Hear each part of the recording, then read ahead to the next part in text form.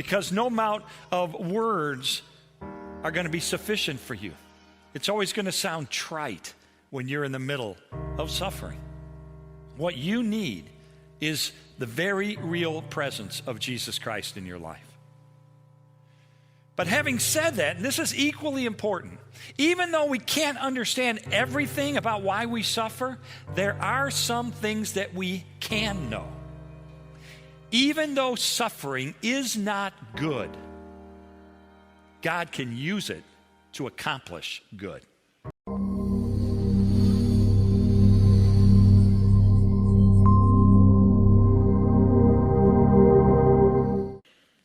If you could ask God any one question and you knew he would give you an answer right now, what would you ask him? What would you ask? Well, it may not be surprising, but by far, the number one questions that Americans ask is, why does God allow pain and suffering in the world? Does that surprise you? Didn't surprise me. You know, if you've never asked the question, why is there suffering? Why is there pain in the world? The chances are you will when it strikes you full force, or it strikes a loved one full force. And you know what? It's going to come. It's going to come. Jesus was honest. Jesus said, you're going to have suffering. Jesus said this in John 16:33. He said, you will have suffering in this world. You will. But why? All I could do would be to look at you and give you a 4-word answer. I do not know. I don't know. I don't know. I cannot stand in the shoes of God and give a complete answer to that question. I don't have the mind of God. I don't have the eyes of God. 1 Corinthians 13, verse 12 says, now we see things imperfectly, like puzzling reflections in a mirror. But then we will see everything with perfect clarity. All I know now is partial and incomplete. But then I will know everything completely, just as God now knows me completely. So if you ask me, why do individual events of pain and suffering happen? Friends, honestly, in this world, you may not get a full answer. Now, you might hear that and you say, well, no, wait a second. Hold on. Let's not skim over that. I've gone through some horrific suffering in my life. I've gone through some awful pain in my life. And honestly, I don't think that God, even God, can find any good to emerge from the suffering that I've gone through. Friends, if that's the way you feel today, let me just remind you of one thing. And that is that God is so powerful and so good that he was able to take the worst possible thing that could ever happen in the history of the universe, which is deicide, the death of the Son of the God on a cross. He was able to take the worst thing that could ever happen and turn it into the best thing that has ever happened, which is the opening of heaven to all who follow him. And so you have to say to yourself, if God can take the worst possible thing that could ever occur and turn it into the best possible thing that could ever occur, could he not take my pain and my suffering and cause good to emerge? And the answer is, of course he can. Yes, he can, and he will. He will. He would use your suffering perhaps to draw you into a deeper and more intimate relationship with him. He may cause your suffering to point other people to salvation through Christ. He may use it to mold and to shape your character in ways that never could have been shaped had you not gone through that experience. There are a myriad number of ways that God can and he will cause good to emerge from your suffering if you are committed to following him. We decide whether we're going to turn bitter or turn to God for peace and courage. We make that decision. When tough times come, we're going to turn bitter or we're going to turn to God and receive peace and courage. We've all seen examples in our lives of how the same kind of suffering has a completely different effect on two different people. Some people become angry and bitter and turn inward because of the suffering they've gone through. And yet somebody else can go through the same kind of suffering and they come closer to God and closer to people and more loving and more tender.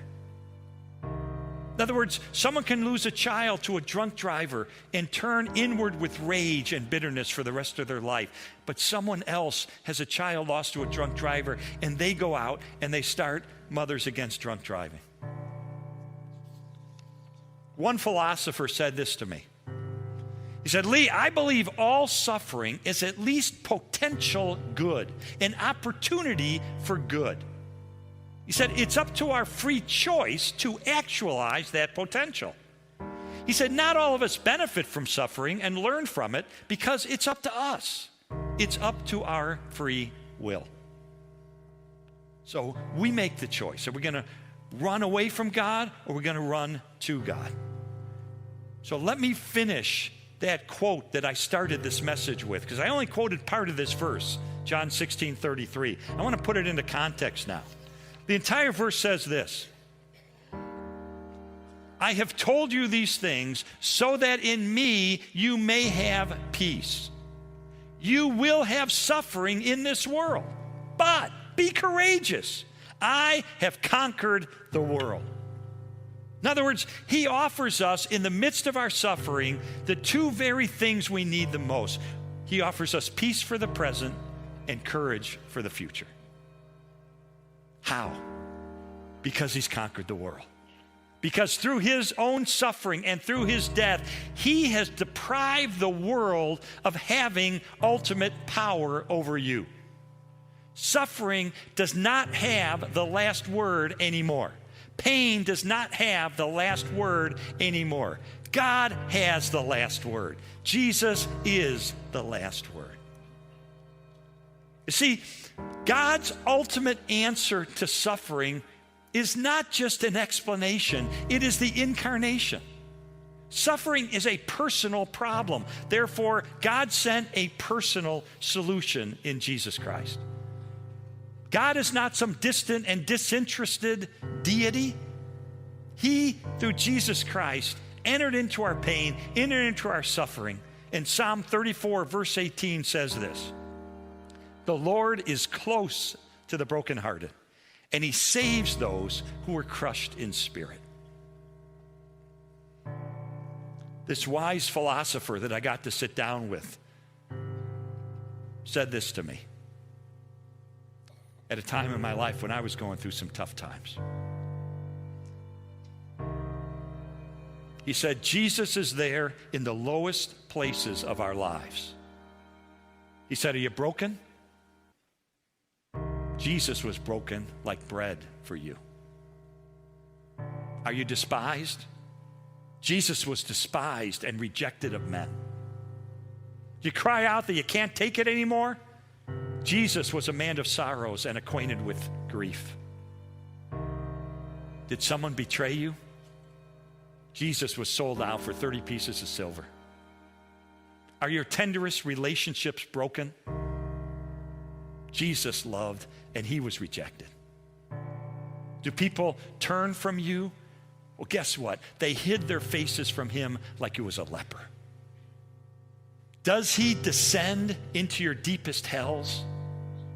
Yes, he does. In fact, from a Nazi concentration camp, Corrie ten Boom wrote these words: no matter how deep our darkness, he is deeper still.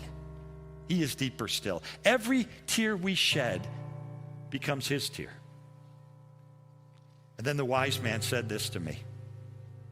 He said, it's not like God just sympathizes with you like a close friend would. Any close friend, if you're going through pain and suffering, any close friend of yours is going to sit on the couch next to you and is going to put their arms around you and is going to empathize and sympathize with you. That's true of any friend. But he said, if Jesus is in you, if you are his child, he is inside of you. And if he is inside of you, he is closer to you even than your closest friend. And therefore, your sufferings become his sufferings, and your sorrow becomes his sorrow. And so, friends, when tragedy strikes, and it will, or when pain comes into your life, and you know it will, then you have a choice to make. Do I turn away from God and turn bitter? Or do I turn to God and find hope and peace and courage? Peace for the present, courage for the future.